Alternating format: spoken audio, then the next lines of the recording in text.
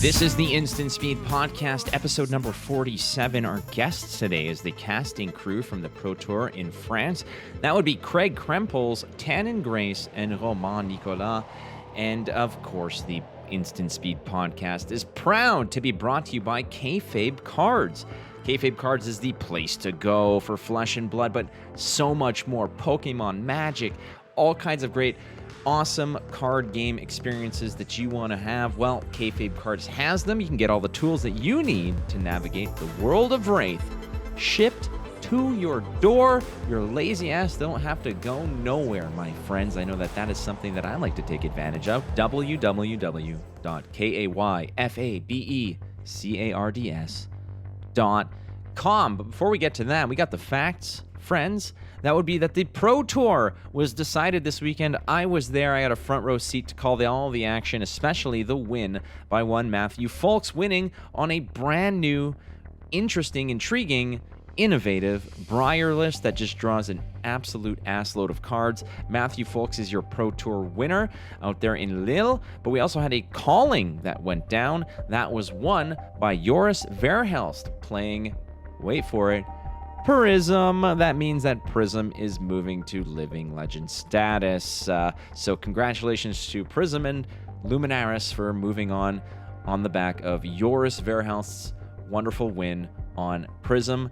Beyond that, well, Battle Hardened also went down, and that was a Uprising draft won by, man, this guy is good, Michael Hamilton, already a two-time calling champion. I don't know how many Battle Hardens this guy's going to win before we put him in GOAT status, but Michael Hamilton wins the Battle Hardened, and yeah, I mean, I think he won on FI, but it was a draft, so, you know, come to your own conclusions. Regardless, Prism attaining Living Legend status means that, hey, she gone, not going to be around at Nationals. You can take a look at all the updated Living Legend ranks and standings. It's going to be a good one. And how about the new hero, this bad boy? Ooh la la, that is Emperor Drakai of Acer. Hold on, I got to take a deep breath for this. Royal Draconic Warrior Wizard Young Hero, PhD, Esquire, all kinds of things associated with it. So take a look at this bad boy. Red cards are the flavor of the day. Our first sort of taste of what Dynasty is going to be. But Dynasty info is going to begin to trickle out, I think, right now. By the time that this podcast is out, you're probably going to get some nice little tidbits about the brand new expansion that's going to be hitting shelves in the coming months. Royal Draconic Warrior Wizard is just the first flavor of the day, but Dynasty info is going to be hitting you hot and heavy, so you want to be at fabtcg.com to get all that information. Finally, bans and restricted announcement. Well, Prism and Luminaris moving to Living Legend. That's what's affecting Classic Constructed. Nothing else is tickling Classic Constructed, but something is definitely going to cause some turbulence in Blitz. That would be that Snapback and Stir the Aetherwind are moving from suspended to banned. That is the other thing that you got to take note of. All right, friends, we have a wicked awesome episode today. The whole crew on the casting team, that would be Craig, Tannon, Romain, and myself, are going to get together. We're getting the band back together to reminisce and talk about the impact of the Pro Tour, what to expect at Worlds, as well as just the phenomenal win by Matt Folks. Stay tuned. The Instant Speed Podcast welcomes the casting crew from the Pro Tour in France. Tannon Grace is a veteran of FAB casting ranks, as well as Craig Krempels is just a legend in the field. And Romain Nicolas is one of the hosts of the Oeil de Fidia podcast, as well as joining us on the broadcast out there in Lille. So welcome, friends. How's it going? Have we all recovered from our travels? It wasn't as bad for you, Romain, but how about you guys? No. Also, legend in his field. Yes. Come on. I spent Craig, you and I spent a good couple hours together casting. I could confidently say that there's some legendary status there. I'll take whatever I can get here. His head's big enough as it is. Didn't say anything. Not only that, though, it. It has also been established that after spending quite the evening at the karaoke bar alongside Az and like Pleasant Kenobi and a few others, that was That sort of locks it in for you, Craig. So you got a Well, place in that my was a heart. good time, but I definitely wasn't a karaoke legend, and I'm okay with that. You could Yeah, be. y'all were wild for doing karaoke like in the middle of having to do a show. Like that was a disaster waiting to happen. You didn't want to end up like me in Orlando. I got to give props to Romain, who made an attempt to show up and got. I then got to the place and the bouncer told me that, well, there's no one that resembles what you're describing as your friends, so go away. Get out. And I left. I went to see my friends who were nearby, but I would have loved to show you my stuff. I mean, my Yeah. stuff. Basically, Romain got unmovable out of the arsenal right at the Yeah. door, so it did not quite work out. But you made an attempt. That's quite the description, though. I was excited about it too. Yeah, it's a shame.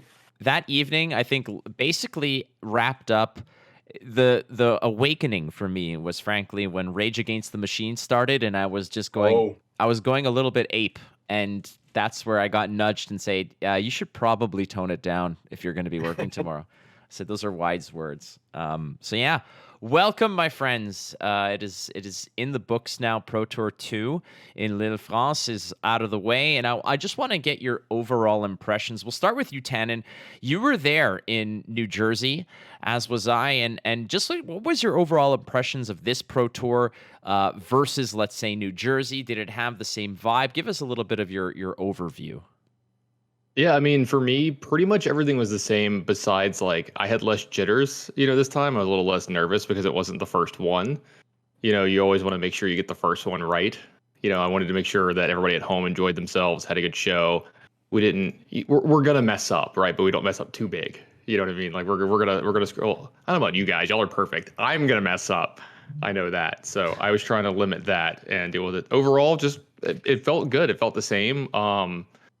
Besides that, like you would never know we were in another country than the original one when you're in the building. Like it just, feels the same, the same energy, etc. So I thought it was a big success. It's cool that you mentioned that because, like you said, when you're in those four walls, every convention center kind of eventually feels the same. They're all It's the just, same, yeah. Yeah, it's a big open space, but the faces are all familiar. So you could be anywhere. You could be on Mars, and you would have the same familiarity.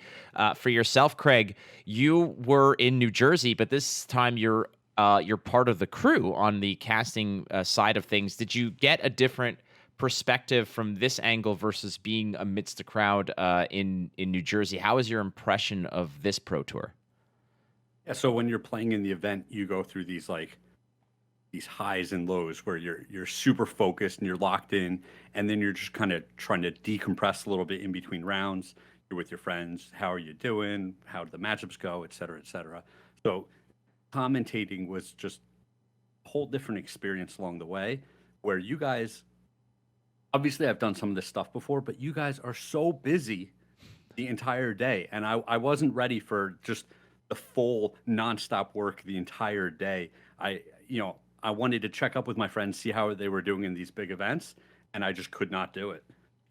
Yeah, there's a little element of "I told you so" to the people who kind of hit you with, "Oh, this is easy." I'm not saying that that's by no means any of us four here would ever claim that, but there's a lot of people out there who say, "How hard can it be to be a caster at an event?" Well, I will tell you this: call times, 8 a.m. at the latest, being there past 6 every single day. So it's usually like a 10 to 11 hour day.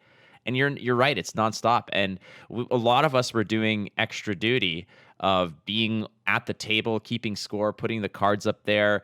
I got yoinked to go host the the cosplay contest, which was fun. But for you, Romain, you've been to several events. You've even casted events. Did this kind of catch you in terms of, wow, this is like you hit the ground running. There's no room for error, but there's also little room to sort of catch your breath. The workload, I mean, the fact that we had stuff to do all the time, I'm used to it because in my other life, in my real life, if you will, I'm a journalist and I work all the time and I do this kind of stuff all the time. So the fact that they're asking us to do everything on the fly, and I was pretty used to it. But as Tannon said, it was my first big event. I've cast other events, smaller ones. I've cast the French Nationals, and we've done a lot with Aurélie.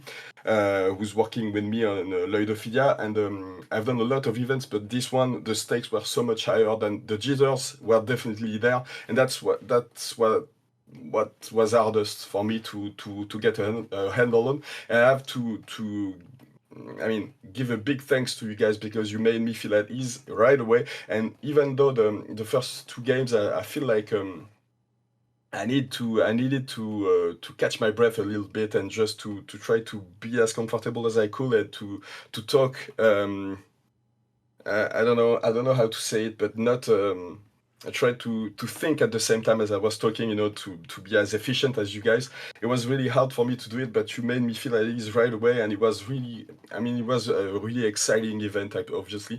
But the fact that I did it with you guys, because I've watched you a lot of times doing it for other events, and it was really exciting to work with you. But at the same time, I wasn't starstruck, but I was just made part of the crew right away, and it was amazing. And the people at Tournament Center were amazing too. It was perfectly tuned. I've worked, as I said earlier, on TV, and I've worked for big productions. But the level of preparation that they had, and the fact that everybody was really involved in making sure that everybody was at home was really comfortable and enjoying themselves. It was amazing to see, amazing to live, to be a part of.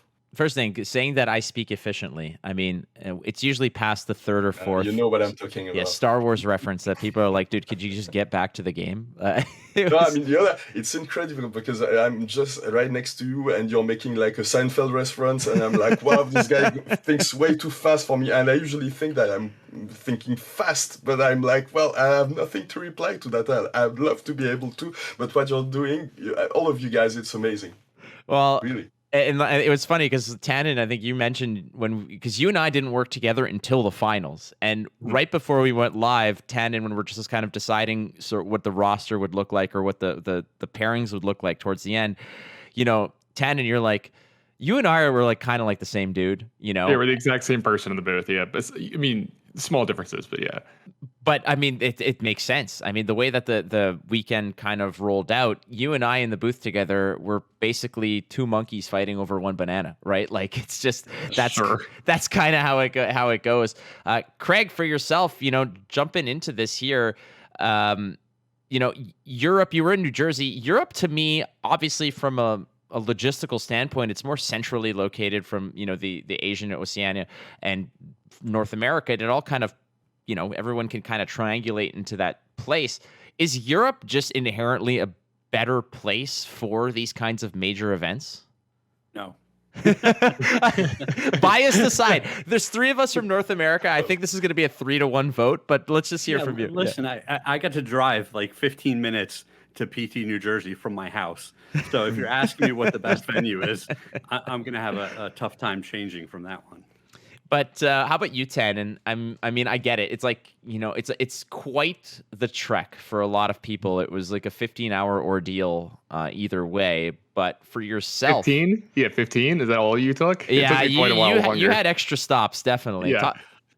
So yeah, like when I hear Craig talking about PT1, I'm so jealous. I've never been able to sleep in my own bed for like a big event before. So that must be amazing. The 15-minute drive.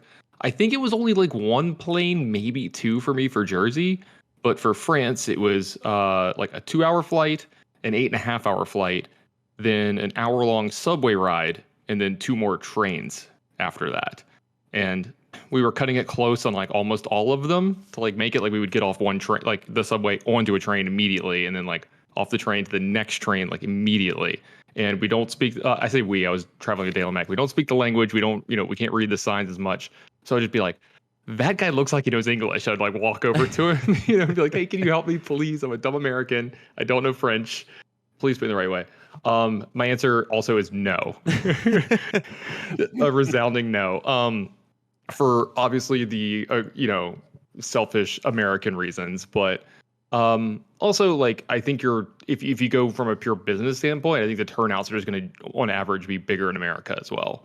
There needs to be somebody who photoshops Tannon's face on Steve Martin and Dale and Mac onto John Candy for like a new Planes, Trains, and Automobiles, because that's basically what it sounds like. I don't think anyone had it worse than the tweet I saw where Nam Vo fell asleep on the train and ended up in another Oh yeah, country. Yeah, he's in another country. Yeah, Yeah, that's wild. that Yeah. was he ended up in Belgium or something. Yeah. for you. Having this in your hometown, Romain, must have been extra special. Well, I mean, it was probably one of the reasons they asked me to do it because I was less experienced than you guys, and I think they wanted somebody from France, though, so it was cool for me. But I think from the perspective of LSS, it was a good move because a lot of players in Europe, they don't have as much access to big events like you guys do in the US or in Canada, in Northern America. We don't have a lot of these big events. You had Pro Tour One, and basically the only big event we had was calling Krakow and maybe in Utrecht. More recently, but it's nowhere near the scale of the events you have, and you have way more events, and it's easier for you to mobilize the community to make sure the people are coming here. But the fact that it was in Europe, it made sure that everybody in Europe was focused on it, and it made a lot of people excited. And I think also it changed a little bit the playing field because if it fits in the US, for a lot of people in Europe, the trip is so expensive that most people, like in Poland, they can't come. And you've seen like there are 4 people in the 2 top 8s from the Pro Tour and the calling that came from Poland, and I'm pretty sure a lot of these guys maybe wouldn't have made the trip in the US because it's so expensive, to make the trip over there. So for a lot of people, it was the only way they could come to the event. I know in France, in the French community, a lot of people will never have been able to afford that kind of trip. So I mean, probably a lot of people from the US, it's exactly the same. They won't be able to make the trip But in Europe, we have so few of these events that I think it was really important to make sure that. Early in the cycle of the PTs, it comes to Europe. Breyer's dominance, I think, is something that really, I don't want to say caught people off guard. Everyone knew Breyer was good, but it seems that from Singapore onward, Breyer just is unheard of. Like, it still is just this force to be reckoned with, and we'll get to Matt Folks' version of it, but just right out of the gate, Breyer's dominance, Craig, is this something that you anticipated moving into this particular tournament? Did you think that after Singapore, people may have adjusted that, perhaps playing to counter it, or is it just that good on its own? There's a lot to unpack there. I don't want to buy too much into the storyline that the Breyer is just this unbeatable deck because it was the top 4 decks at the Pro Tour, right? You go a little bit further down in the standings, you're going to see a lot of decks represented.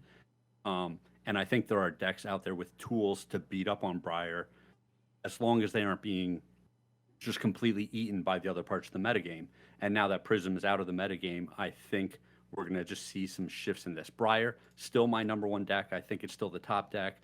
I expected it to be the most represented deck at the Pro Tour, which it was. I expected it to do well at the Pro Tour, which it did, but I don't want to get carried away with this hysteria where it's just like, oh, Breyer and nothing else. There's still other decks that you can be playing. It's tough to, I mean, I completely hear what you're saying, and yeah, Breyer is definitely beatable, but it's also hard to just discount the fact that it is so prevalent within all the top 8s, within all the pie charts. Tannon, I know you've been there since the initial iterations of that Lightning Breyer that Tarek put together way back when. You called that U.S. National Championships and just saw the sheer power. It's been cut down. Do you still feel like it is just the deck to beat? So I don't know about. I kind of agree a lot with Craig. I don't know if it's the deck to beat. Also, like I'm trying to think of a way to word this correctly. So the fact that it was the top 4 of the Pro Tour, right, and it put 4 decks in the top 8 of the calling in Singapore.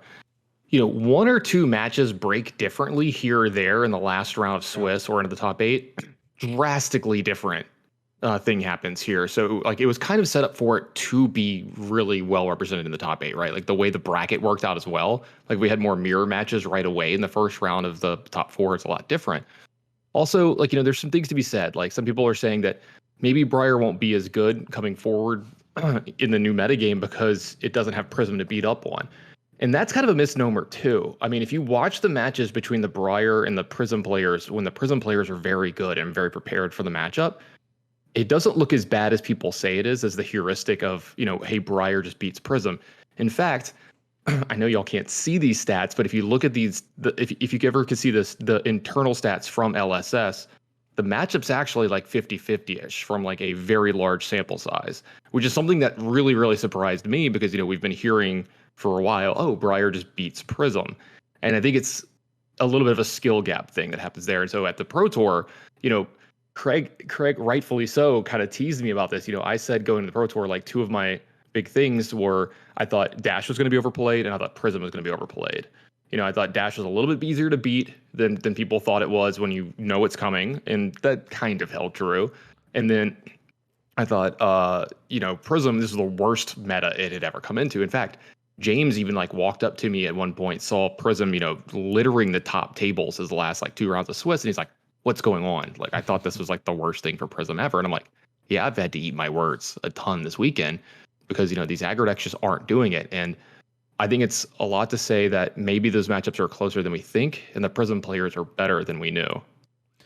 Romain, in terms of the Briar's dominance, there was also some surprises there as well. If you want to comment a little about Briar, you jump in whenever you want. But I also want to dig into the fact that I felt that Prism and Oldham's representation were not what I expected. Prism, from the standpoint of, I didn't think Prism would be there in the numbers it was. I figured that the builds would be very similar to what they've always been. Auras, they're very, the shell of that deck is very unchanged.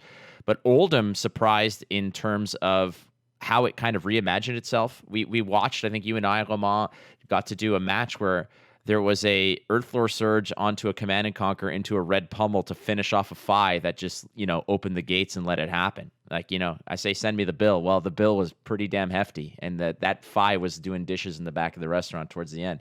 Romain, your thoughts about Oldham and Prism at the tournament, and just, was it a surprise to you that how many there were and how deep into the Swiss rounds they went?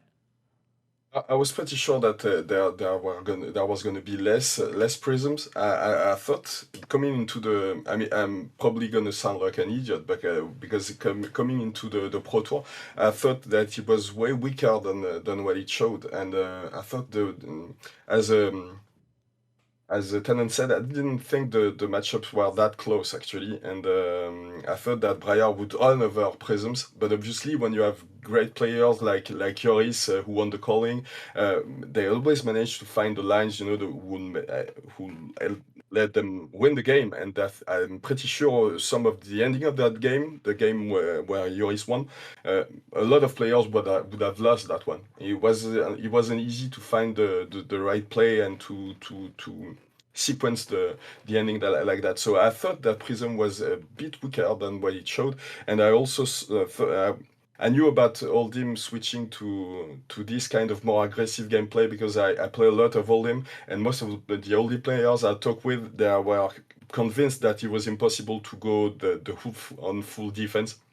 It's impossible to beat Fi if you play that way. It's almost it's very hard to play Briar because she has a lot of answers to your disruption. So yeah, I thought it was a good plan to go that way, and I was pretty sure that Viscera actually would make a stronger showing than it did, but I wasn't surprised that Briar was that strong. I mean, it's probably. I'm pretty sure it's still the strongest deck, and there's nothing you can do as long as the game. I mean, as long as you can have explosive turns with the Channelment Heroic, the Briar players will always find a way to put so much damage on the table that even the disruption that Oldhim can put in, or maybe Icelander, I don't think it's gonna be enough to force her to the back of the standings. I mean, to lower tiers of the tier list, if you know what I mean. But yeah, I think it's gonna be. I think she's gonna have a strong showing at Worlds, and in the national season, you're gonna see her a lot in the top 8s. She's still gonna dominate a lot. I think she's going to dominate a lot. And I'm going to toss this out there, whoever wants to chime in. Was anyone actually that surprised at what the the top 8 look like. I said this prior to Pro Tour. I said I thought Guardian was going to have a great showing, and I was made to look like an absolute doofus for making that prediction. Yeah, but actually, in the colleague, I think we saw in the last rounds a lot of Oldhim players were matched up against Prisms, and if the matchups were different, I mean, if they played against any other aggro deck, probably one or two would have been able to sneak in. I know a French player, his last game was versus a Prism, and if he won that one, he was in the top 8. So a lot of these matchups, I mean, I'm pretty sure, yeah, it's Oldhim will have a bigger place too, and at the Pro Tour, if we need to look more closely at the results, but I'm pretty sure they had a pretty good run. Yeah, they definitely those Oldhams died for our sins. Yeah. They basically sacrificed themselves to push Prism Yeah, over but the now top. they're fine.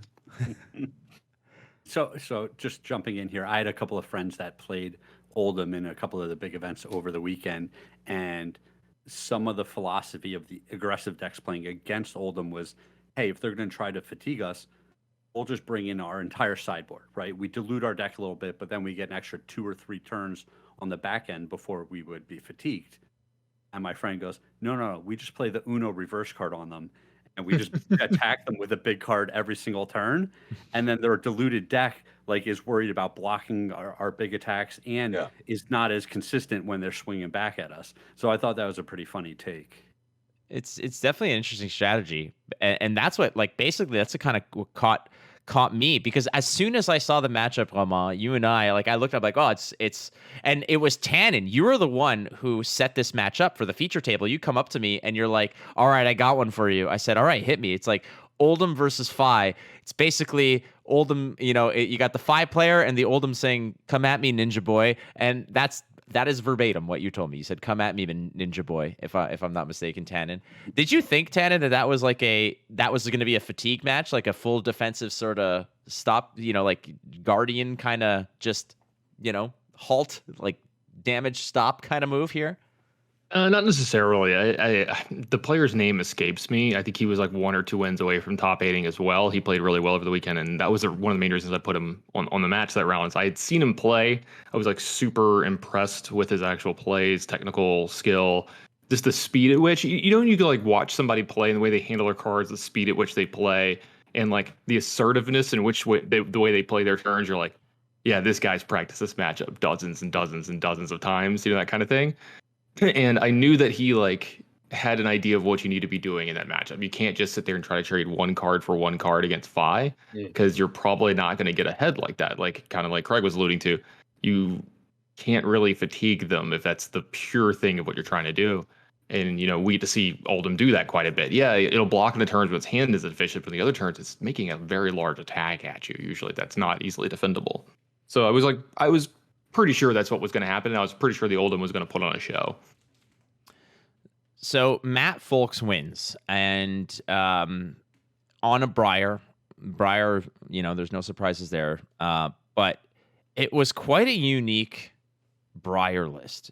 There were, I mean, that is an absolute understatement. You have the staples in there, all the go agains. You have the Force of Nature, Channel Mount Heroic, blah blah blah.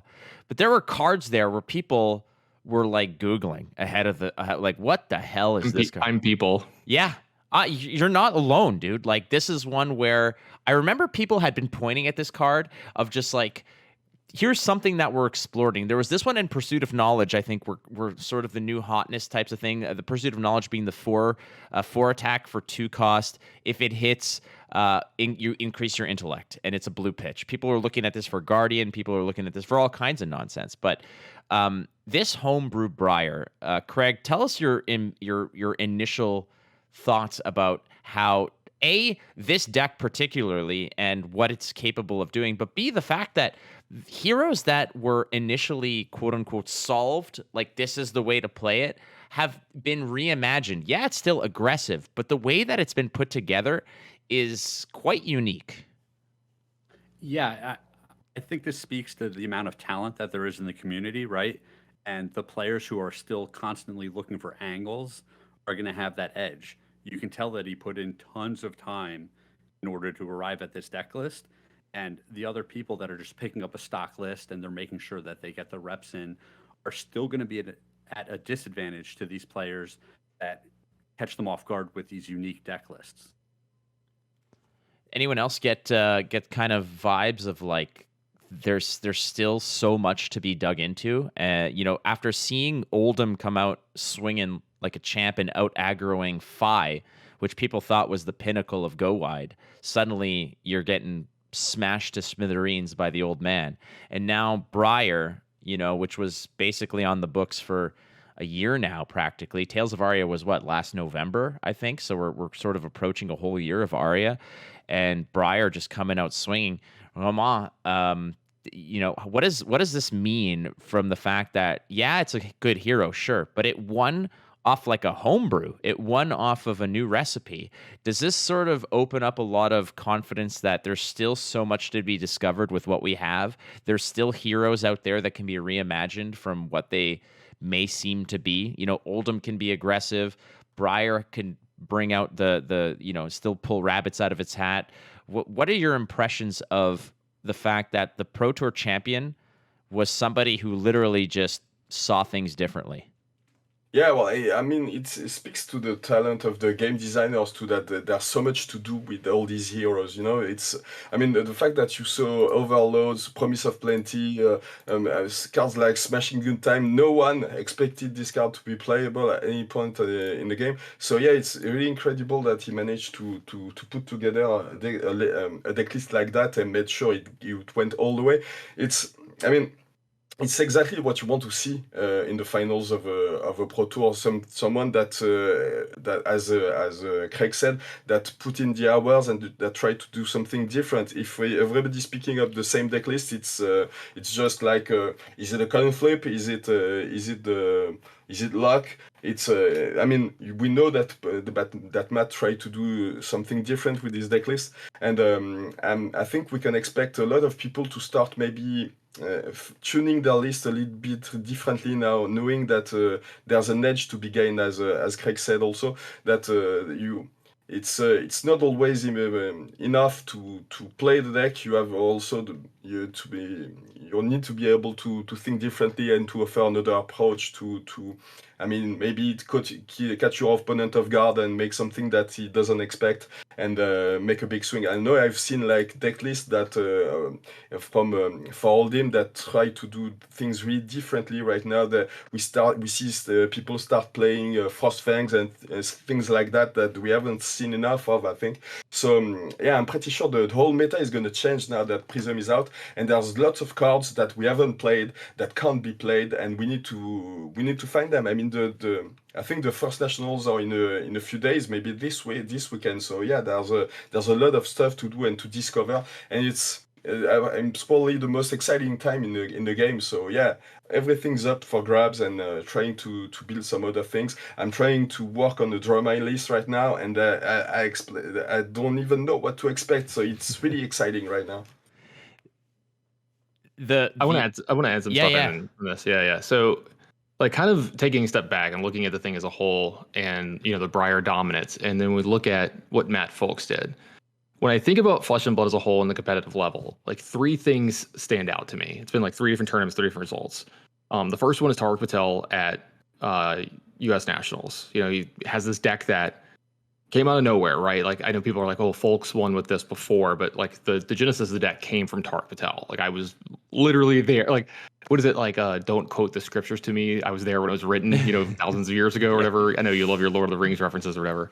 I was there when he like sent me the message, and he was like, hey, I had this idea for like a deck in a style that we haven't done before in this game. What do you think? And I was kind of just like talking it out with him. I'm taking no credit here whatsoever, but I'm kind of just talking it out with him, and I'm like, yeah, I mean, like, this sounds good. Like, playing 4 cards a turn and not having to pitch is definitely like puts you ahead of people. And then you see him win, right? You see him like actually dominate the game, and that deck changed FAB, right? Like, it absolutely, like, you can't argue that it changed the game. It was probably the most changing moment in the history of FAB when we go back and look at it, because it was the first person to really in a while completely change the way the game was looked at and the way decks were built. The second one, I think of Pablo Ventura winning the first Pro Tour, because it's the first Pro Tour, but also it was just a exercise in excellence. Like, you saw him just play perfect and then do it again this weekend, right? You know, another top 8 run. I've watched the guy play. I'm telling you right now, there's not many people I'd be intimidated sitting across from. He would have me shaking in my boots. Like, I'd be like worried about playing it because he just does not mess up. He's so good. And the third one is the Matt Folks win. And that one harpens back towards more like what Tark Patel did. Folks just changed the game. That deck might be the best deck in the history of FAB. Like, just from a 0 Genesis point into what it became, like, that deck is so different than anything we've ever seen. It's extremely smart. It came out of nowhere. Like, people had not seen this before. Like, this was just a Matt Folks win into the lab, right? You know, like, he's like, oh, look, I'll put my nose to the grindstone. I'm gonna get ready. What if I told you? You know, I'm gonna go home. I'm gonna study a bunch.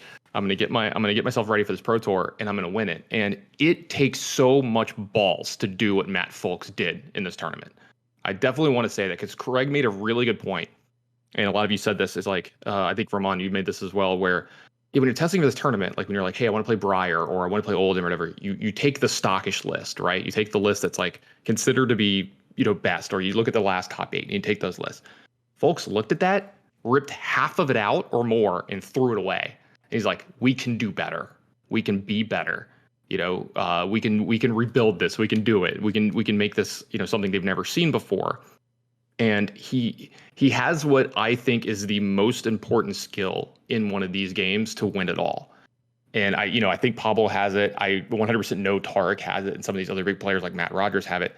They are willing to be wrong.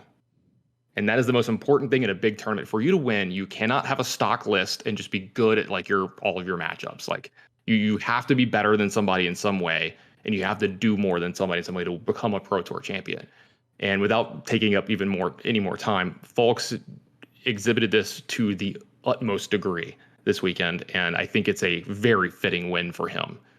And just to put that deck on the map, I can't stress enough like how impressed I was with the entire weekend from him. Oh, definitely.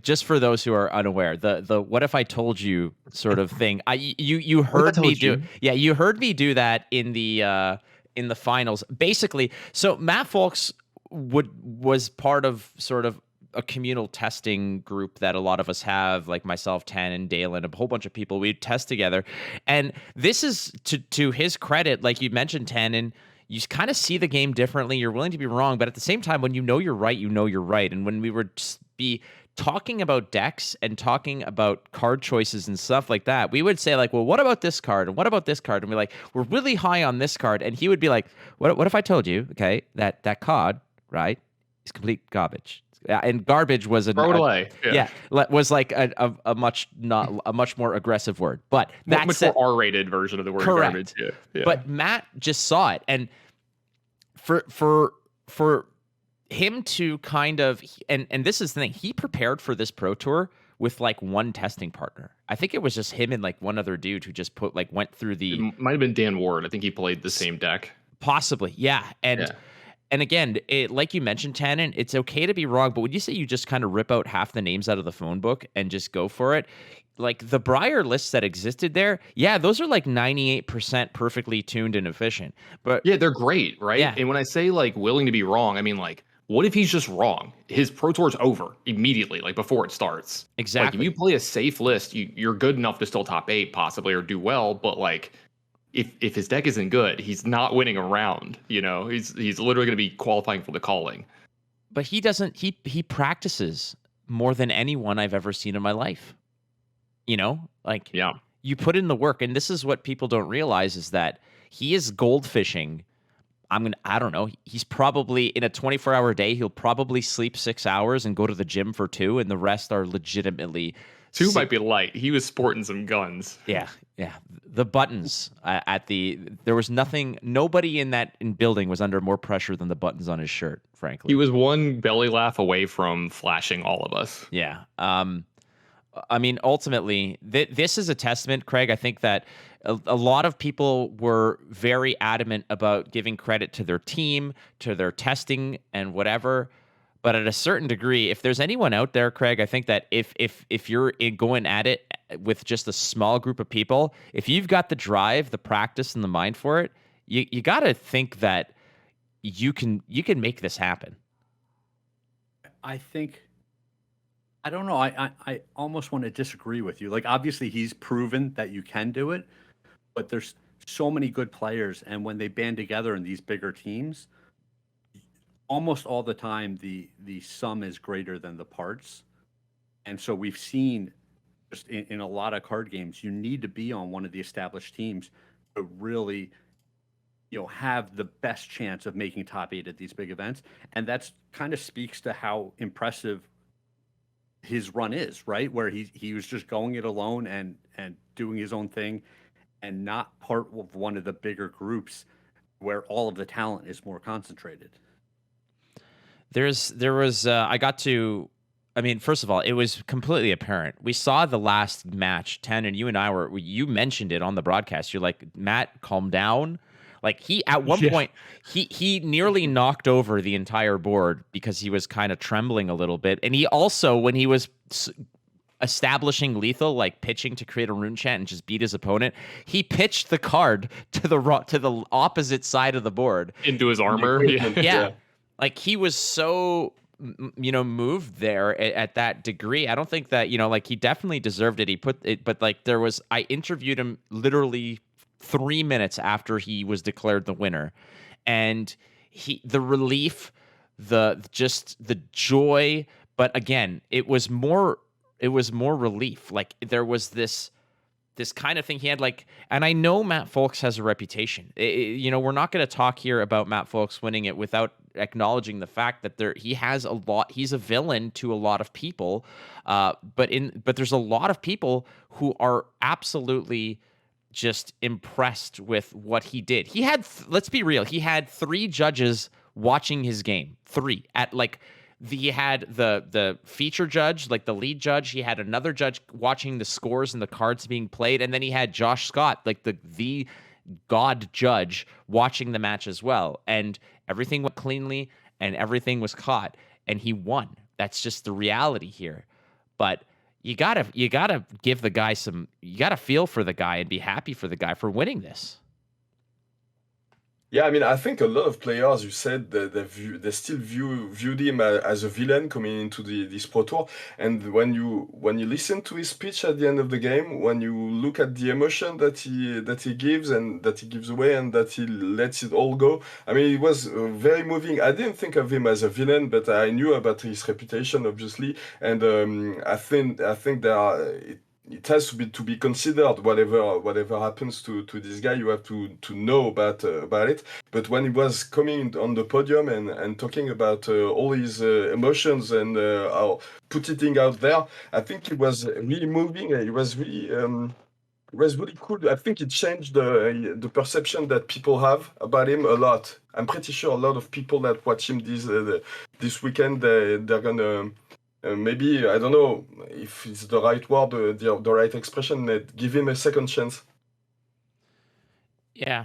I mean, it's tough to overcome certain things. I mean, they follow you around, right? It's you can't get rid of them to a degree, but ultimately, people need to realize that there's nobody who, he works incredibly hard to get where he's at, and he designed the deck and you can't get around that, and he played it, and he burst through Swiss and took few L's along the way, and that's kind of where it goes. And I mean, who out there is more vocal about belittle minnowism? One of the funniest parts, honestly, I was up there interviewing him, and I had one of those moments of like, oh God, like, I know where this is going. Yeah, nobody has ever accused Matt Folks of being a very calculated and filtered individual. He shoots from the hip, and that's who he is.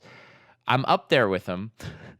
James is on my right. I'm there literally in that little brief 5-minute rehearsal of how this is going to go down. They're like, you jump in, you ask him questions, you kick it to James. James is going to present the check, blah, blah, blah, blah, blah.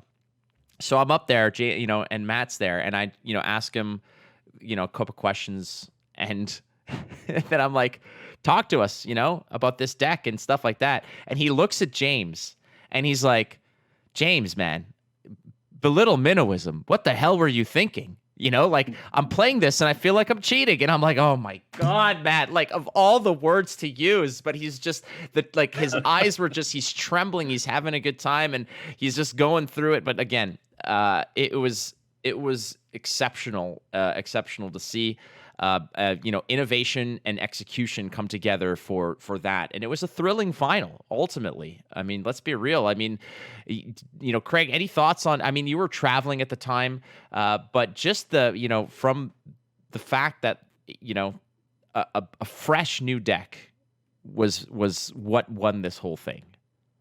Well, part of what I take away from this is that the little minnowism is probably on the chopping block at some point, right? Like, it's not played enough, and he's just showing us that it's not played nearly enough in a lot of decks. And I think once people start realizing that this is the most powerful engine in the game and their generic cards, you'll see it pop up a lot more. He had to jump through some hoops to make sure he could include this in his deck, right? That's why we saw a lot of the attacks out of his deck that we did, so that he could have cards to reveal, to belittle consistently. But when you're getting that free 3 attack on the other side of your belittles, and you're creating your tokens to give your attacks go again, it's just so powerful. And I just don't know how long that can stick around in the game without it just taking over every deck. It's that moment where he messaged a few people or asked a few people. He's like, because he asked me before the tournament, he's like, if you can, put me on stream because I got some spice for you. I'm like, oh really? Like what? He's like, just gonna say yellow snatch. I'm like, okay, all right, let's go with it.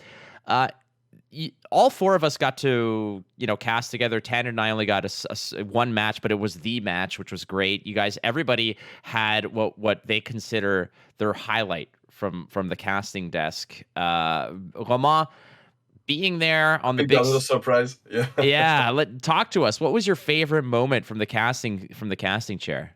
Well, I think you remember it too because it was with you, and obviously it was my first CC game, so it was really important for me because that's the format I practiced for casting the most, and I got lucky because on my first CC game casting the Pro Tour, they played my favorite deck. They played Bolton, and you remember the game. At the end of the game, Josh La, who's one of the very best warrior players in the world, he won the game on a triple Lumina Ascension turn. It's pretty rare to do it. I think I've done it in a competitive environment once or twice, and he manages to do it so consistently that it's amazing. But then he did it on the Pro Tour, on the big stage, and I was casting it. So yeah, I was going crazy in the booth, and you were just looking at me like, who's this crazy guy that they put me with? But yeah, I mean, that was so exciting to see your favorite deck, a deck that a lot of people think is trash, and see it on the big stage, performing like in a big explosive way. It was amazing for me. I feel like those Bolton Lumina kind of Lumino Go Boomina type decks they're like accordions. They're not everyone's favorite tune, and in the wrong hands, they're terrible. But if you give that bad boy to Weird Al, everyone's going to be tapping their foot and having a good time, which is basically what happened. We gave it to Josh Lau, aka the accountant, and he took it for a ride, and I was so happy because basically when that happened, the first one popped up. You're like, here it comes. The second one, you're like, oh, and there's another. And then the third. And at that point, I just basically practically shut my microphone off. I'm like, you just go, my friend. Like, run in the fields, be happy, Romain. Like this is your moment. It was so good. On your end, Craig, is there anything that stood out for you from from the caster's chair, like your favorite moment from the weekend? Well, it's funny that you just made like this pretty obscure Weird Al Yankovic Love reference. Yeah, I mean, this is what you do from the chair, right? But the one time you ventured out of your lane a little too far and you made a baseball reference. Yes. And yeah, Tannon, I got your back, bro. Listen, I reprimanded him immediately. Oh, thank you. Okay, Yeah. I need to go back and see this. All right. I was like, dude, you better make this about hockey real quick. Yeah. So the reference, Tannon, was basically It had to do, I think, with like a complicated turn or whatnot. And Craig was mentioning, like a lot of practice allows you to sort of sort through these types of difficult turns and come out, on it with an efficient turn or the proper turn. And I said, yeah, I'm like, it's the same reason why, a shortstop practices like 1,000 ground balls a week, because the muscle memory and this and that. And I go through the analogy, and then Craig's like, what the hell are you doing? Like, he just full on gives me this look like I ate my own head, like I was just, he's like, that baseball is a Tannon thing. He's like, you better hit me with a hockey reference. So I had to shift gears, and yeah, I had to know my role on that one. So yeah, Craig's got your back on that for sure. How about you, Tannon? What sort of really hit it home for you that this is a memory from the casting chair that I'm going to cherish for a while? I have a few answers, so I'm going to cheat a little bit. But the first one is just getting to work with you three. So, like that moment. Like, obviously, one of us had to make that. Yeah, I wrote that in the notes, the show notes for this episode. Yeah, someone has to say. You can't all your own comment. Show me where I can't. Like, is that written down somewhere? It's like you liking your own tweet. Like, get out of here. Come on. I have a friend that actually does that a lot. It's really annoying. Yeah. But there's that. I'll get onto my actual favorite moment in just one second. You made me think of this. There was a tweet. I had to go find it. Of I think Craig. I think I did round one with you, and you'll like this. Somebody tweeted, and this is an American tweeting because they had to be watching at the time. They said, it's 5:09 a.m. day one of the FAB Pro Tour. A single turn of Flesh and Blood has yet to be played. Tannon Grace has made a baseball reference. Yeah, I saw that one. Yeah, I made a baseball reference before we even got into round one, or whatever, off some comment that Craig said, and I was just like, yeah, all's right in the world. So it's that or like obscure '90s stuff, kind of like the Weird Al Yankovic thing. But I think my favorite moment the whole weekend, especially besides the obvious stuff, like calling the finals, is obviously amazing, and like physically trying to will Matt to, I was like, Matt, deep breath, please don't, screw this up. But the stand-up moment for me was, we covered Limited a little bit differently this time than we have in the past. And, you got to have Matt Rogers in the booth with you. I got to have Tarek Patel come in the booth with me and walk me through a draft. And people couldn't see it that much, but, because we were wearing face masks, but my jaw was on the floor for almost the entire thing of hearing Tarek talk through a draft. And, it's kind of like when you talk to like Tom Brady or somebody after a football game and they can tell you like every single play they ran that game and then like what they were thinking and what's going on. And you're like, this is why they're the GOAT, kind of thing. And hearing Target talk through a draft and talk about how like he set the whole table up for, just go watch it. Like, I can't explain it and give it enough justice. Just go watch Target. It's about a 15 to 20 minute little thing of him walking through a draft. And I wish I just hadn't spoke and just let him do his thing the whole time, because it absolutely blew me away. I 100% realized in that moment that I am not even remotely on the same level as him. Right? Like, I sat there and listened to Matt Rogers talk about how he's going to influence the other drafters at the table and put them on heroes by feeding them false signals and stuff like that. I'm like, you sick puppet master bastard. How are you doing this? Like, you are some sort of weird, Disney villain. But man, are you lovable anyways? It's the same reason why, Hades is so loved in like Disney's Hercules. Like, he's an evil dude, but everyone loves that villain. And it's the same reason, because Matt Rogers is out there ruining everyone's day and making them like thank him. It's like, hey, thank you for making me draft like 6 yellow ice cards. You're amazing. Thank you so much. That's amazing. Ridiculous. The whole weekend was just incredible. So many moments. I think one of my favorites was when Craig and you and I talked about the fantasy dojo, which was just, I don't even know where that came from, but yeah, these things just come up out of nowhere, and then you just kind of build on them. Well, there was a moment after that cast, and like, I've worked with Tannon a bunch, and Tannon knows my style, knows sort of our boundaries and this and that. You and I had never worked together, so there's that kind of poking and prodding, feeling out portion. But at one moment, he just kind of clicks, and after a thing, he's like, you mentioned, you're like, hey, I just want to know, like, you're cool with this banter. I'm like, are you kidding me? Like, this is the runway I land my planes on. Like, let's go. Full on. At least once every broadcast, if I work at least a few rounds with Flake, I joke about this. The quote is, he breaks me. And people at home have noticed that there's at least one round where you'll say something. And, generally we have what's called a cough button we have a button that we can click where we're muted, like our mic is muted. So if like we need to cough or something, or if we're just laughing uncontrollably, like which usually is what happens, or I'm just so aghast I can't speak. And that happens usually once a broadcast. Craig got me this weekend though, so he got to fill in for you since we didn't work too well together. But at least once a broadcast, somebody just utterly breaks me for at least 10 to 15 seconds where I'm unusable. Yeah, sometimes I just worry. I'm like, I know that I speak quickly, and that's one thing that you, Romain, had mentioned. At one point, you're like, I just have to concede that I will never speak as quickly and stupidly, ridiculously off the rails as you do. So at that rate, it's just you just gotta dig in, and you did a really good job, Romain. I think everybody is in agreement that you just absolutely crushed it, buddy, and it was great to have you there. I mean, what you did with your non-first language is extremely impressive.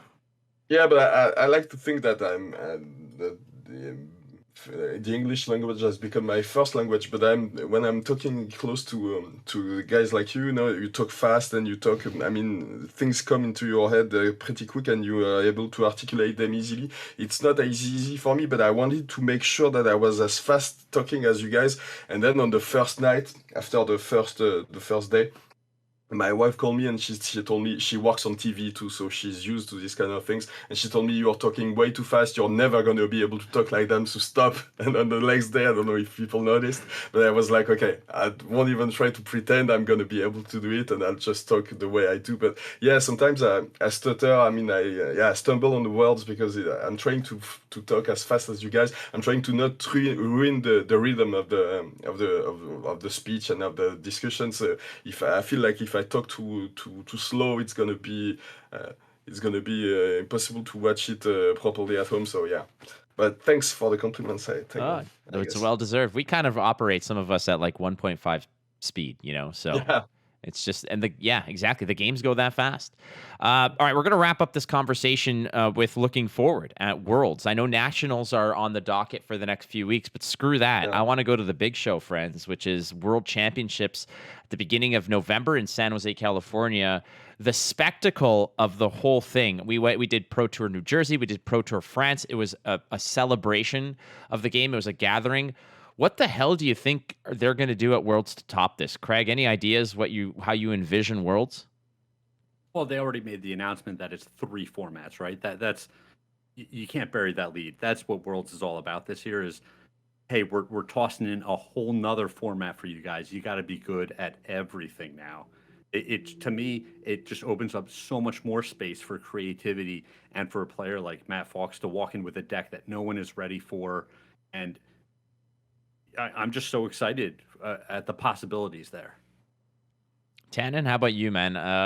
World Championships, you've done so many callings. You've done, 2 Pro Tours now. World Championships is sort of the next echelon in terms of the big stuff. This is the big one. How can they go above and beyond?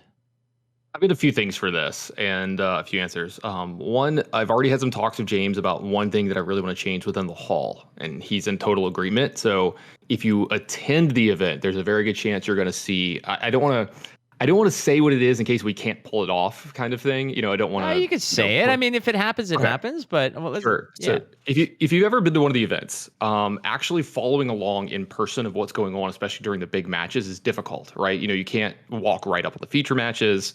You're not really allowed to too much into the area of the last few rounds of Swiss. They usually kind of corner them off, so nothing goes on. We're going to very, very hard.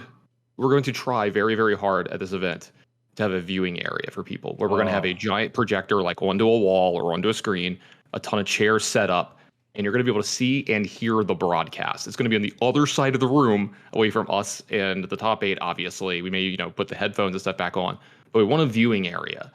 Craig, you're gonna kind of remember. I know you remember this from Magic Pro Tours way back in the day. We used to have this in the 2000s, back in our heydays, because we're old fogies. But it was a really I remember going to my first Pro Tour, right? It was in Europe, and on Sunday I had nothing to do, because obviously I didn't top 8 my first Pro Tour, and there were just hundreds of us sitting. I say hundreds. There's there was a ton of us, because a lot of people had left sitting there. And I'll never forget this. I'll just drop the name. Jeffrey Saron won that tournament. And watching him draft his deck in the top 8 was, because it was a draft event, was unreal. People were just laughing at how good his deck was and stuff. And, all of us are sitting there chatting, like, what would you do here or that? And it gives you that sense of camaraderie. Everyone can go there and can enjoy it besides the events that are going on. Plus, can you imagine, Flake, like we're in the booth, we're talking about Worlds, and we're like, what a big play. Let's see how the fans react to that. And the camera switches views over there. And everybody's totally like going nuts. Or you're out there EMCing, tossing packs to people and stuff like out of your back. You're like, hey, you get a pack and you get a pack. You like straight up Oprah it. And I just want it to feel like that. Honestly, I want to I'm dead serious. I want to go into this completely. Get a popcorn machine. I'm dead serious. Sell popcorn for these people. Let's make it a freaking spectacle. This is the World Championships. It's the first one we're getting. I want it to be big. I want it to feel different. If you go to the Pro Tours and the callings right now, they feel too close to me in every way. And while that's not a bad thing, because if it isn't broke, don't fix it, I still would like it to feel a slight bit different, if you get what I'm saying there. I hear you. And then I've got a personal thing kind of planned. I know you and I have been talking about, we got an idea on something that we're going to try to pull off that might be a little fun at that. So that one I'm definitely keeping and not telling people because it's going to be a surprise. That's a surprise. Don't say anything about that one. We're going to keep that one close to the chest. But I like what you're saying, just busting out a t-shirt cannon, but shoving play mats in it. A t-shirt cannon, done. Yeah. I love it. For sure. It. Yeah. We did a mascot. Oh. Yeah. And the cosplayers are out there, but I like Romain to come be Bravo and toss out stuff. Oh, with this! Oh, come on, Romain. Besides, you just bonk people. I'm trying to make sure I can come. It's not fixed yet. I'm not sure 100%, but I want to make sure that I'm going. I'm going to join this amazing party that you're playing for us, Tannon. But yeah, I think the main thing I would like to see in Flesh and Blood, and it's something that I think if there's one thing that's lacking right now, because the game is amazing, the people are amazing, the casters are amazing, obviously. All of it is really flowing really efficiently. Everything is nice, but I think something is lacking for me, at least, is some kind of more storytelling. I want to know more about the players. I want to learn to how they think, and I want to be with them at some point. I mean, maybe do some kind of reports, documentaries about the guys, but I want to know more about them. I think that what's lacking is some kind of a continuity in the stories, and we see people, we see them all the time. We see Tariq Patel, we see the Matt Rogers of the world, but I want to know more about them. I want to know how they think. I want to see more of what you put together when you interview them about their draft, and they talk about the drafting process and how they think and how they're trying to influence the board. I mean, I want to know more about them, and also I want to know more about their personal lives. I mean, I want to know who these guys are. I think it's important to put some soul into that, and to put some heart, and to put some personalities, to see some personalities. I mean, we know they got the great players. We know they have brains that think like no one else's, but I want to know more about the human aspect of it. Yeah, I think that. Amen. Yeah, creating the whole hero and villain type thing. People are kind of wanting that. Absolutely. I want a Matt Rogers baseball card with his stats on the back. I want player. We're talking about that. Yeah, that's exactly what we need. I think that's a great idea as well. Gentlemen, thank you so much for this discussion, sort of recapping the Pro Tour in Lille, France. And we've got another segment called Go Again. We've shaved it down for time. We only got a few more minutes, but are you guys going to stick around? I hope that's a big yes. Oh, yeah. Let's go. Damn right. All right, friends, we'll be right back with Go Again after these words from BCW Supplies. Instant Speed is proudly supported by BCW Supplies. If you need protection for your cards, be it sleeves, deck boxes, storage, organizational tools, or hey, are you a comic book collector, a coin collector? BCW Supplies has your hookup. Use the code ISP10. Get 10% off all of your orders. Go to bcwsupplies.com. BCW, protect, store, display. All right, it's time to go wide on the casting crew here as we go again on a series of questions. Only 4, but they're all from the community, and I'm going to go through around the horn on you guys to sort of answer these. And the first one is from the Armed Pit. Interesting name, at the Armed Pit on Twitter. Reaction to the Emperor and the future of dual classes. Those little classification, bars are running real dry in terms of real estate when you have a royal, draconic, this, that, CEO, PhD, like they have got classes and talents out the wazoo. What is your reaction to the Emperor and the future of dual classes? We're going to start with you, Romain. I'm really excited about him. I mean, I'm never going to play him because I only play good guys, and I think we talked about it, Matt. We were looking at him, and I think he looks like a bad guy, so I'm never going to play him. But I love the fact that they introduced these dual classes, and I mean, it opens up so many possibilities about deck building when you have these dual classes. I think it's going to make the game entirely different. I don't know how many of these dual classes we'll see, but the fact that they released it and they announced it in advance, it opens up so many. I mean, it opens up the imagination, and I'm really excited about seeing what we can do about it. I'm pretty sure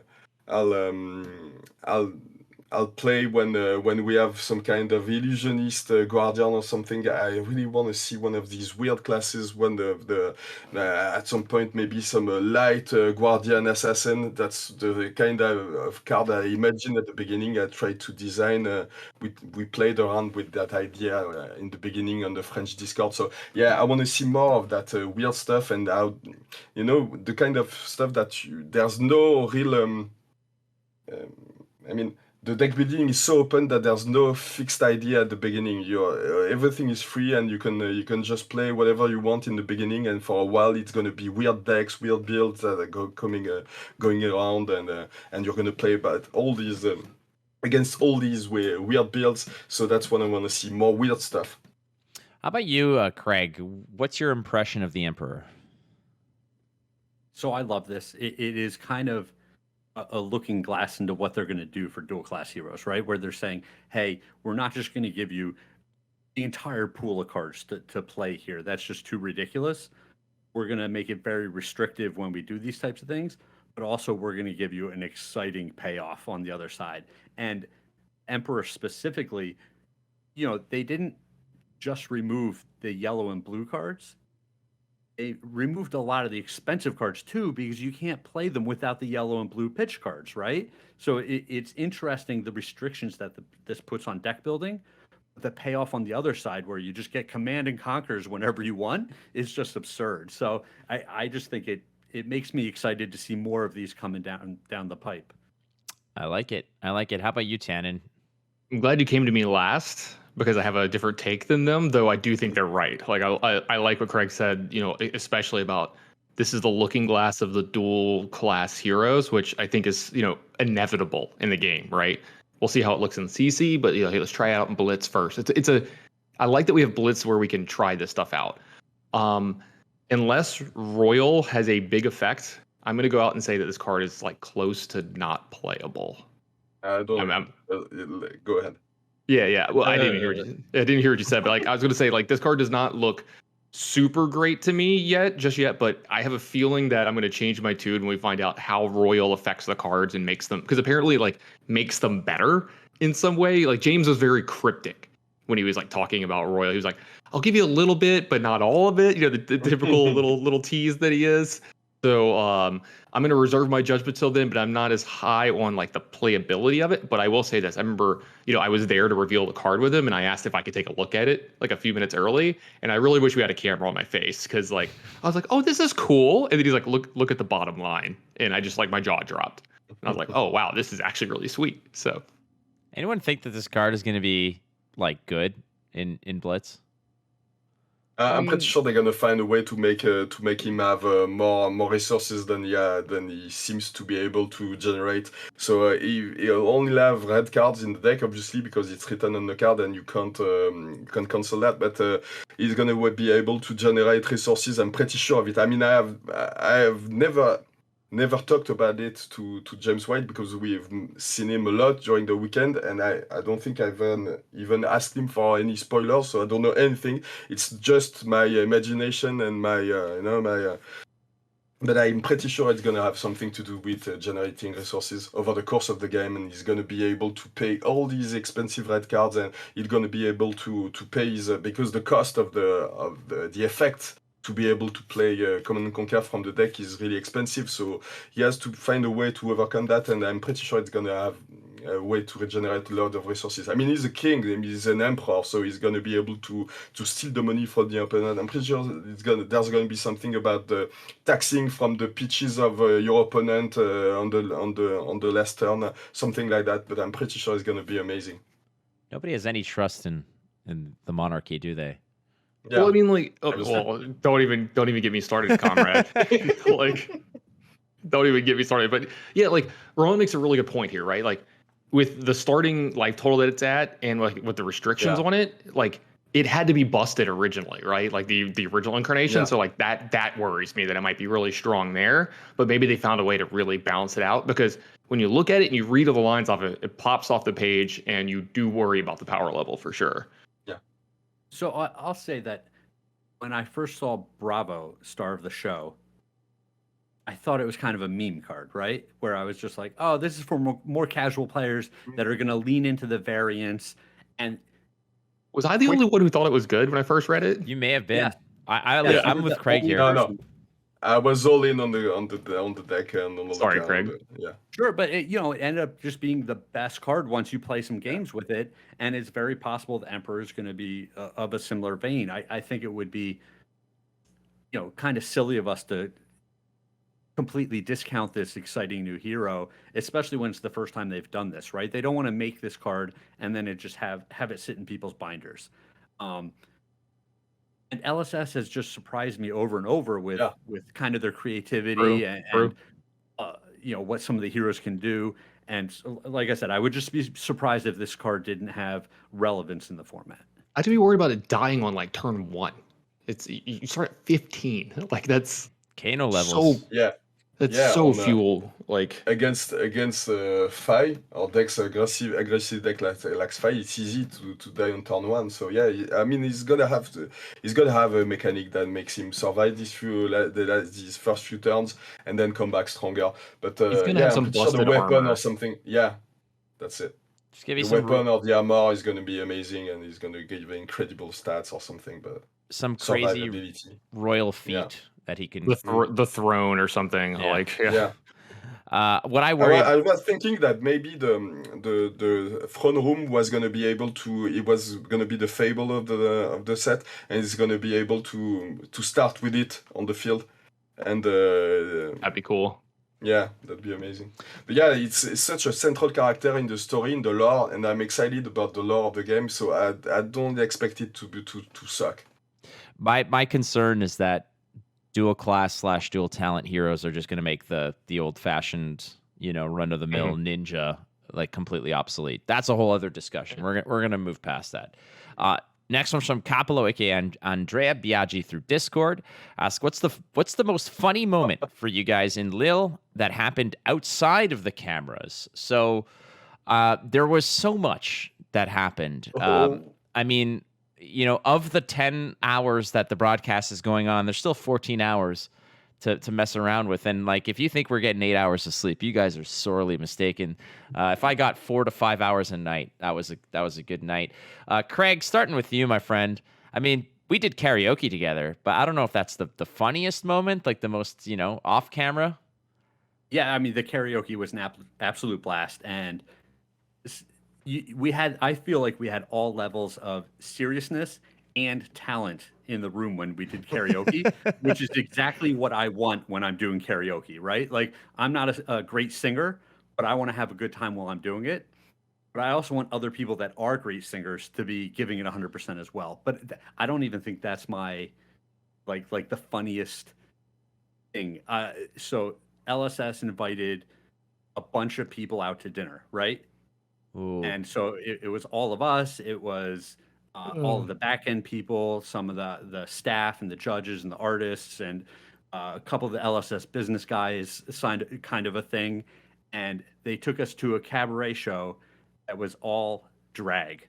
And it was a blast. I had it was awesome. time. Yeah. And just seeing the reactions from a lot of pretty serious people in this type of environment was just so much fun. Yeah, that was awesome. I have to say, also, one of the drag queens was doing Celine Dion, which is like, for somebody who's born and raised in Montreal, like having Celine Dion up there in France doing a pretty damn good job.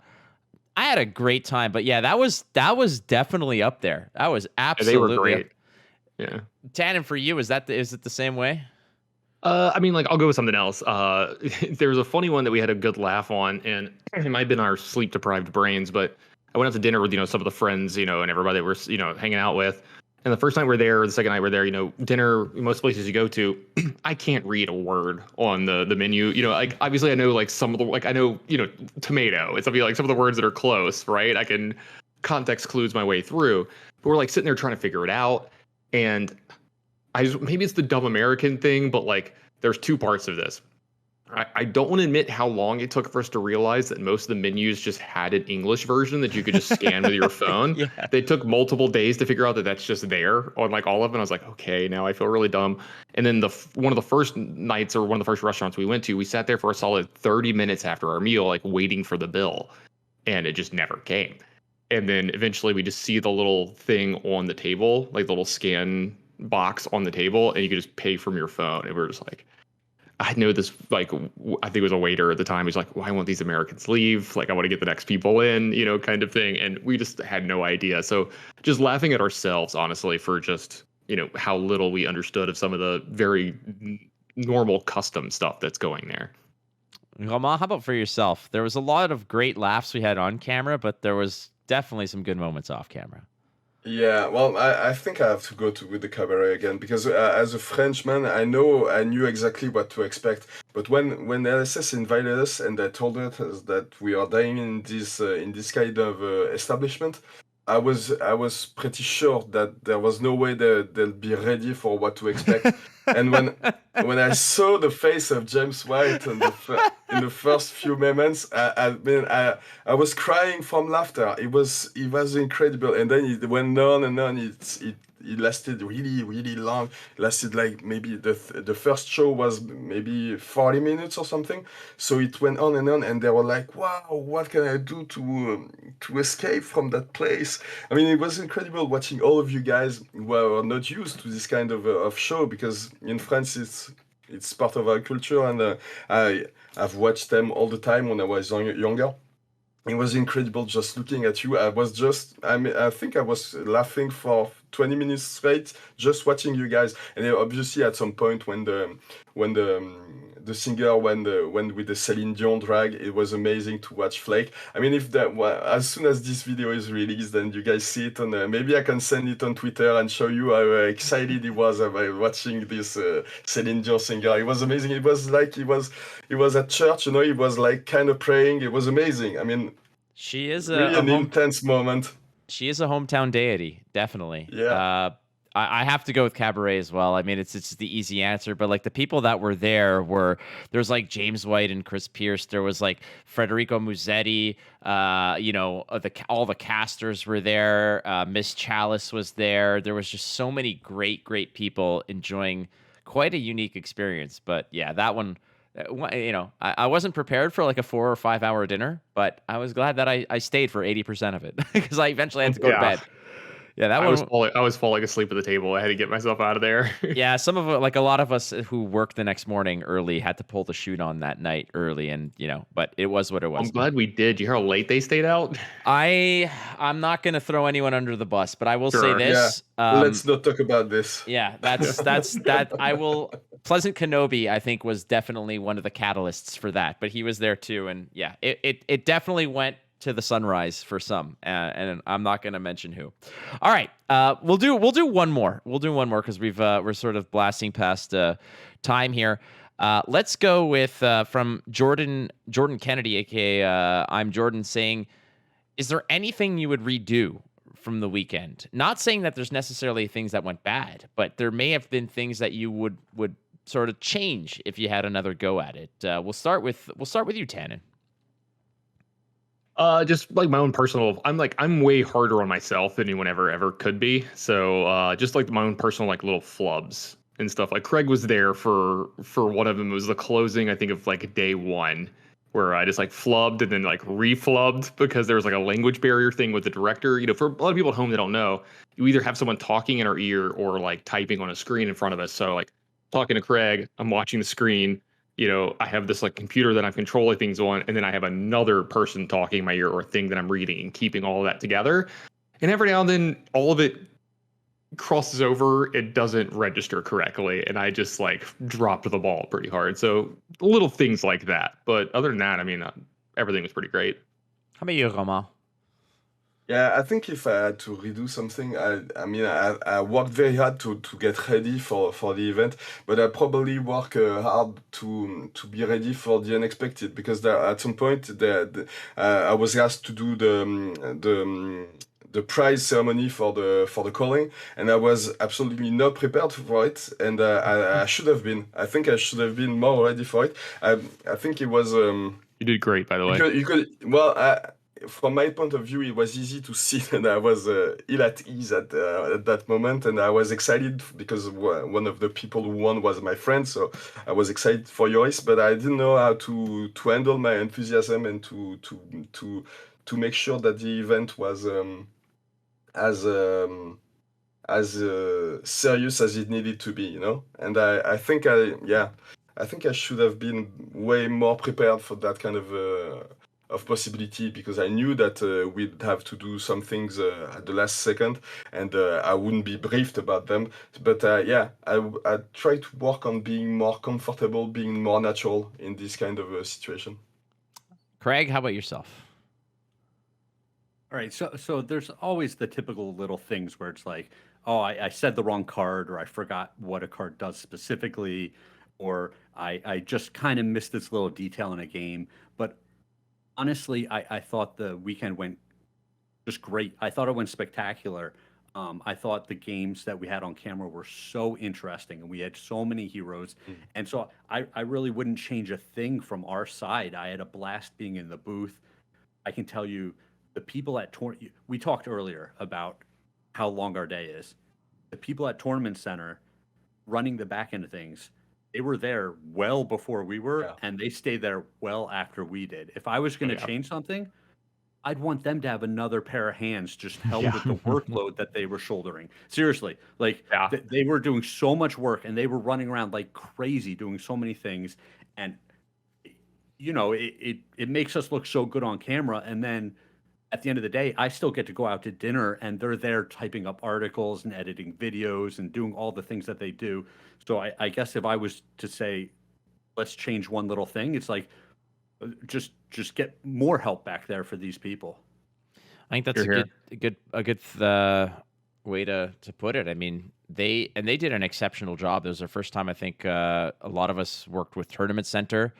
You know, we've worked with SCG, we've worked with Fireball, we've worked with all kinds of different companies, but Tournament Center, I think, knocked it out of the park. One of the key indicators for me of a company or an organizer that, you know, knows what they're doing is when there's little to no downtime between anything, you know, matches, this and that. And if we had more than like a 5-minute wait time between any type of content, I think that was pretty awesome. On my end, I think that if there's something I would redo, honestly, and I have done this, I did this today, is I will now start booking myself an extra day, perhaps on the bookends of any of these major trips, because there's just not enough time to see the people that you want to see, to relax. It's just rush. I had, from the moment I woke up at like 6 o'clock till usually 10 or 11 o'clock at night, my calendar was full of, I want to go to dinner with these people, I want to talk with these people, there's things that you got to do. And by the end of it, you're just drained because you've only done probably 10% of what you wanted to do. You've seen 10% of the people you want to see, and you've hung out with 10% of the people you want to hang out with. And for major events like this, I as much as, yes, there's a competitive level to them, it's a community event, it's a gathering, and these people are my friends. And I think that that's something that I'm happy to see.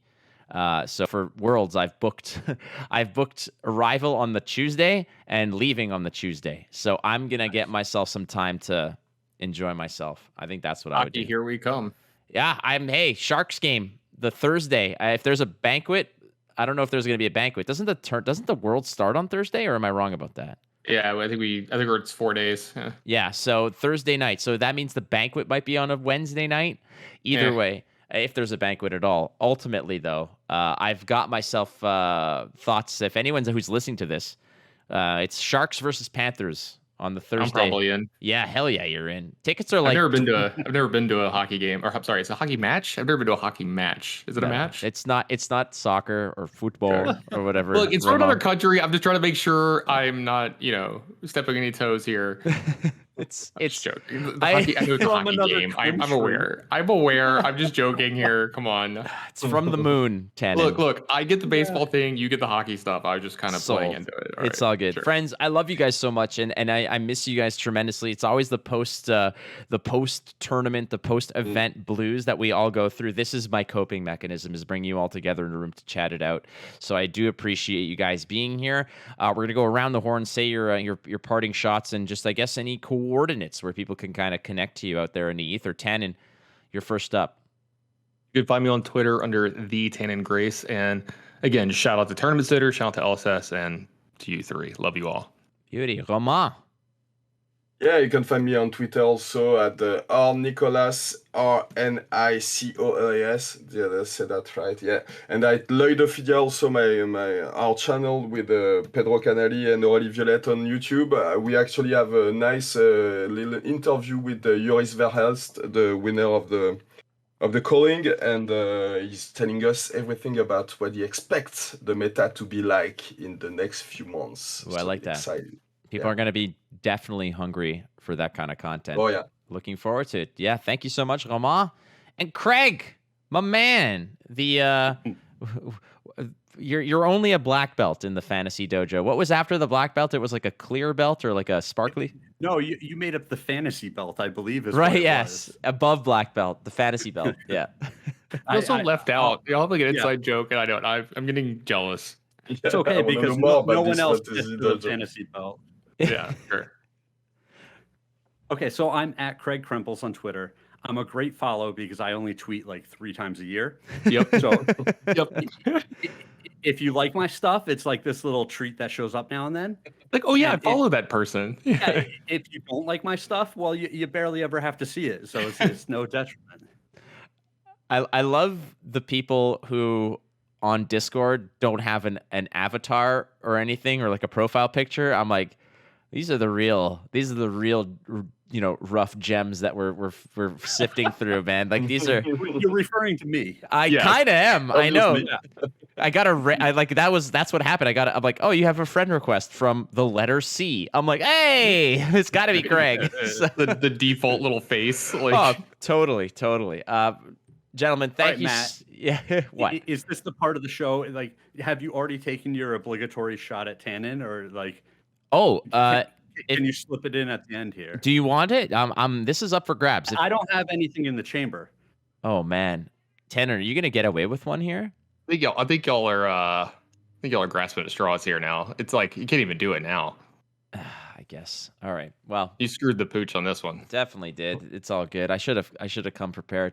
All right, friends. You're off the hook this time, Tan and Grace, but I do appreciate all of you being on the show, and I do appreciate everyone out there who's listening, as well as our wonderful sponsors. That would be KFAB Cards and BCW Supplies and our patrons. You guys rock sauce. So thank you so much. Keeping the lights on and just making things happen. Don't forget, you're not losing if you're learning, so keep playing the game. You might win. We'll catch you next week on the Instant Speed Podcast.